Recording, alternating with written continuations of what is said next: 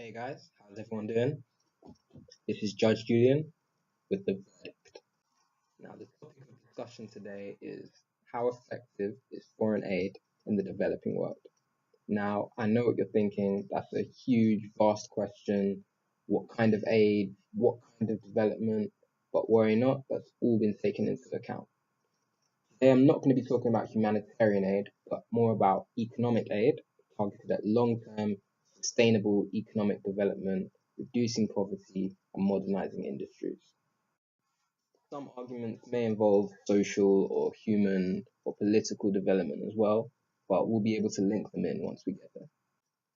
On face value, financial aid being transferred between either governments or from NGOs or private investors should do nothing but help boost the productivity of an economy.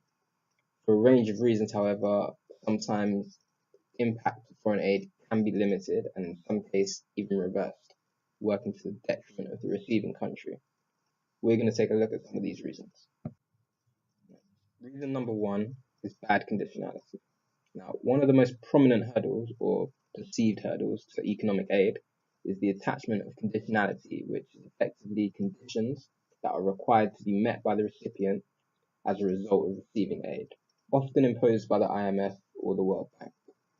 Whilst it is understandable that donors would want some assurances over the use of their money, many conditions often involve economic policies and reforms that are just not suited to the economy and the economic climate of the countries receiving. An example of this was a recent IMF aid program in Argentina, where funds were subject to cuts in government spending on healthcare, education, and social security. Now, with many public sector workers in Argentina, this fiscal tightening went against the goal of reducing poverty by actually making households worse off. Other policies often included in conditions involve free trade and reducing tariffs on imports in the hope of making imports used in production less costly and therefore boosting exports and making them more competitive on the global market. However, again, this doesn't always work, and the influx of foreign goods can be damaging to domestic companies. This highlights one of the main issues that people have with conditionality. It seems to be designed to benefit the donors and their country's interests more so than that of the developing nation. Point number two is poor governance. Now, as I mentioned in the beginning, some points are going to align a little bit with political development, and this is one of those cases. Now, the three main branches of development are either economic, social or human, and then political. Now, all three are intertwined, but there are debates as to which should be prioritized. And the next point is probably going to suggest that political development should be prioritized, as a lack of political development has made economic aid less effective in some cases. Economic policy and plans on how to spend funds from economic aid require decisions to be made by governments. This requires strong and decisive government institutions. Now, this is not necessarily to suggest that the conditions are a positive aspect of economic aid. But if you want to give them a fair chance of working, it's important that there is a strong political system in place to implement them. Now, not every aspect of conditionality, of course, is going to be bad, but the good ones need to be well implemented. Many developing countries have suffered from this lack of political development, and the effect of economic aid has therefore been held back. Some see political development purely as an emergence of democracy, but honestly, this doesn't have to be the case. And perhaps this idea is what's holding back development.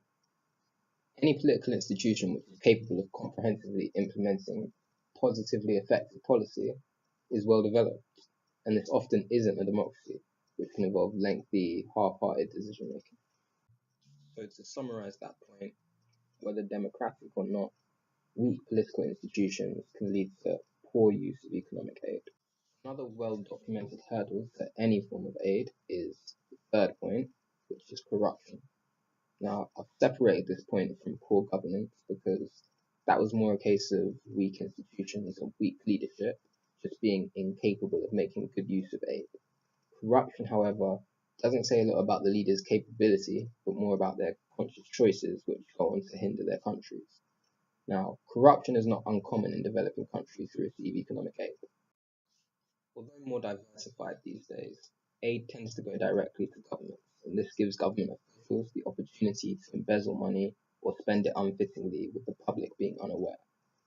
This money, which should be used to fund economic projects and subsidizing industries or improving deficits, is unfortunately being used to line the pockets of corrupt officials. Economics Nobel Prize winner Angus Deaton suggested that foreign aid further distances leaders from their people, as they no longer require their taxes for finances. It is as if they no longer require their support, therefore not caring who they upset through corruption. Fourth and final point is aid dependency. Now, real long-term economic development requires sustainable industries that are able to withstand demand shocks and survive on their own without needing assistance. This, however, goes against the whole notion of economic aid, which is an active assistance to countries without the means to support their own economies. For example, Canada was providing economic aid to Tanzania at one point to fund a wheat growing project, with a plan to phase out aid within 5 years. After 30 years, however, the Tanzanian government was not able to fund what was a very unproductive project themselves, and Canada had continued paying aid for that whole time. If countries are constantly treated as if they cannot support themselves and know nothing but aid, how will they develop the ability to do so? To put it bluntly, economic aid is limited in a way by its own doing. So that's a brief summary of reasons why economic aid can prove to be ineffective. We've got ill-suited conditions to loans, poor governance and weak political institutions just not implementing policy properly or investing properly. We've got corruption effectively taking away the opportunity for effective investment. And finally, aid dependency, not allowing developing countries to get used to coping without aid. Now, I know it might all seem a bit doom and gloom, but there can be light at the end of the tunnel. Economic aid doesn't have the best track record, but with some improvements, perhaps it could move in the right direction. Some would suggest more microfinancing, targeting smaller local businesses and projects instead of entrusting national governments to deal with much bigger tasks.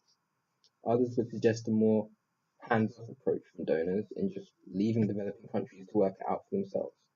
This has been the case in China and other East Asian countries where there have been thriving modern industries and great reductions in poverty.